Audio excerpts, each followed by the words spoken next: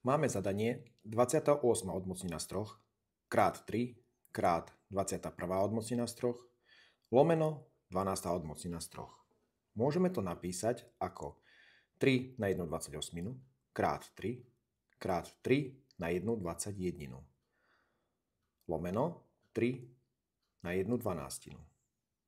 Následnou úpravou dostaneme 3 krát 3 na 1,7 a to na 1/4, to je za tú 1,28, krát 3 na 1,7 a to celé na 1/3. Menovateli ostáva 3 na 1,12.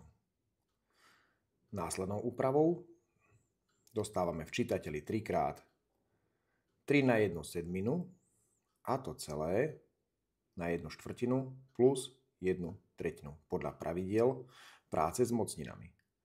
Menovateli ostáva 3 na 1,12.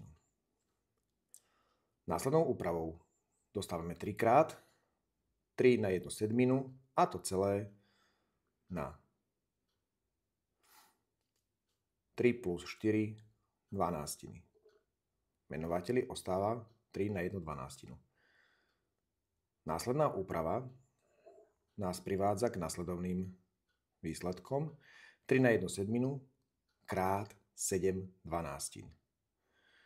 Menovateli ostáva 3 na 1,12. Vidíme, že sedmičky by sme mohli vykrátiť. Tak. A ostáva nám tým pádom 3 na 1,12. V menovateli taktiež 3 na 1,12. Následnou úpravou, kde sa mi vykráti 3 na 1,12, dostávame výsledok 3.